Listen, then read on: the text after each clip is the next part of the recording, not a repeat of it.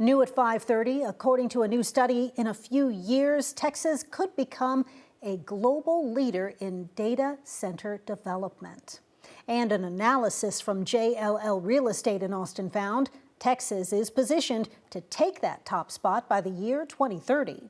According to Baxtel, which tracks data center developments nationwide, Texas is home to 591 of those facilities right now. It's second only to Virginia, which is currently home to 685 of them.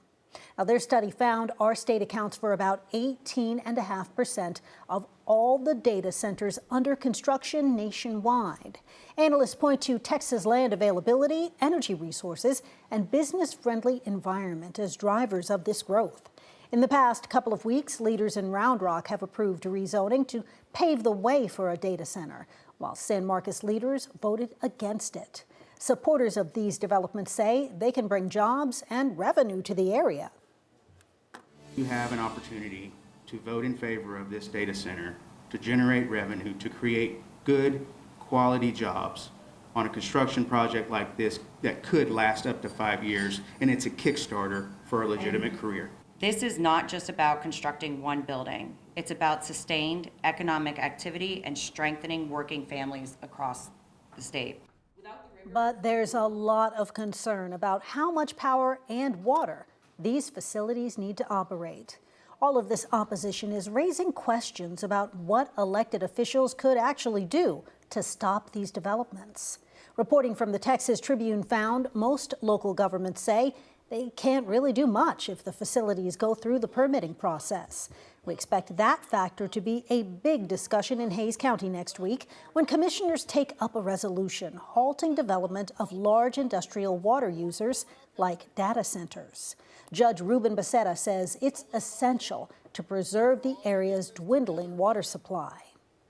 However, relying solely on residential conservation is insufficient and unfair when high water demand industrial developments continue to be approved. Commissioners are set to talk about it next Tuesday at 9 a.m.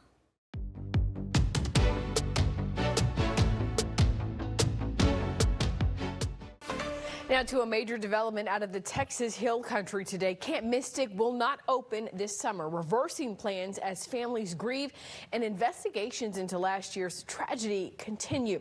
25 campers, 2 teenage counselors, and the camp's director died when the Guadalupe River rose and swept through the camp last July.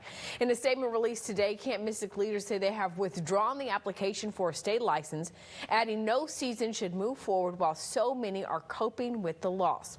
The camp mentioned more than 800 girls were signed up to return this summer, but their decision reflects concerns from grieving families, state lawmakers, and the public. The withdrawal follows mounting pressure from state leaders and victims' families to keep the camp closed. Earlier this week, state lawmakers listened to 2 days of emotional testimony during a hearing of the Joint Committee investigating the floods. Parents relived the horrors of losing their daughters at Mystic. Many parents aired out their frustrations that the camp was pressing ahead with reopening this summer. That includes the family of Seal Stewart. The 8-year-old was swept away in the flood, and her body still has not been found. Steele's mother, Cece, called on state officials to deny Mystic's license, barring it from reopening. At one point, Camp Mystic director Britt Eastland said his family believed a few years from now, the parents of the victims, quote, would be glad we had camp this summer, end quote. But at the Capitol this week, Steele's mother directly addressed the Eastlands and that comment. Do not insult me by pretending that reopening is anything more than your family's attempt at self-preservation. Do not degrade me by pretending you care about safeguarding or reducing my pain. Do not ever tell our families that one day we will be happy that you opened camp this summer. You have no right to contemplate or presume our happiness. How dare you? Shame on you. You stole our happiness on July 4th. Camp leaders say they will continue cooperating with ongoing investigations and focus on recovery efforts. The camp's statement emphasized the focus is no longer on camp operations, writing, quote, "It is about respect for the families, accountability to the public, and reverence for the memory of the lives lost."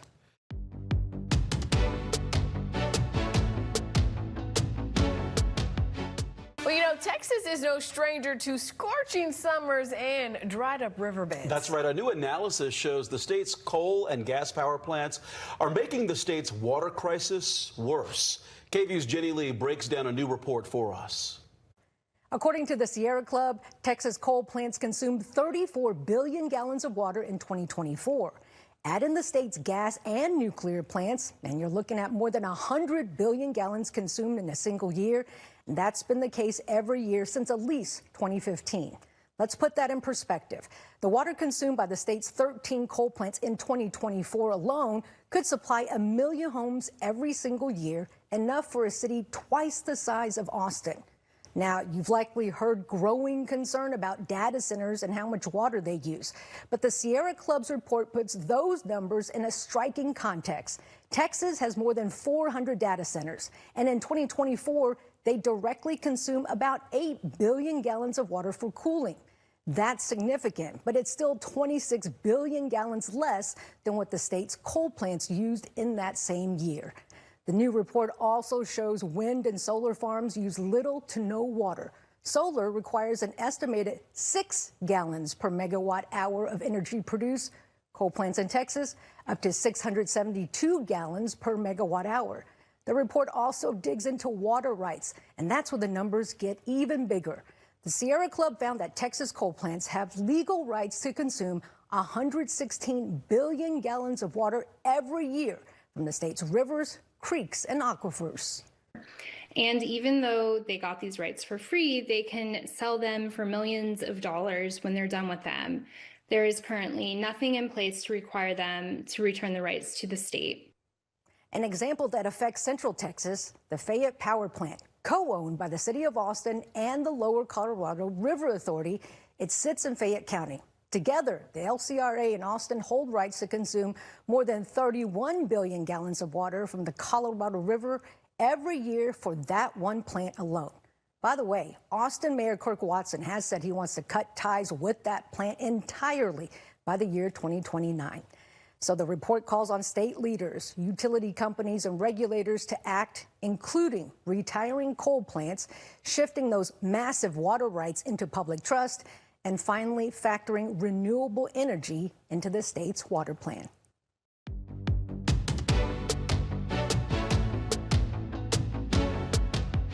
First here at 5 o'clock, state lawmakers face a new push from Governor Greg Abbott to increase accountability for district attorneys in Texas and do more to punish repeat offenders. And the governor announced new legislative priorities in Austin today. When these strategies get passed, we will achieve our goal to make sure as a state we are protecting our communities.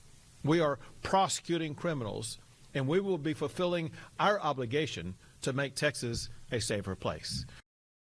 One of those priorities is to create a state prosecutor who could take up cases that local DAs either can't or won't pursue. Last year, the KVUE defenders repeatedly reported on missed indictment deadlines at the Travis County DA's office that led to violent offenders being released from jail and left some non-violent defendants languishing in jail. By September, the office had resolved those issues and was meeting deadlines. In a one-on-one interview today, Governor Abbott told senior reporter Tony Plohetsky, who broke this story, that those instances were the catalyst for wanting to create this office. He also explained how he wants it to work. So how would the mechanics work? At what point could the statewide prosecutor step in? The state prosecutor would be notified when the person is arrested and sent to jail to begin with. The state would be able to monitor that when it gets close to the 90th day. And if an indictment is not brought at the 90th day, then the state would have an additional 30 days to look at that case and determine whether or not prosecution should be brought.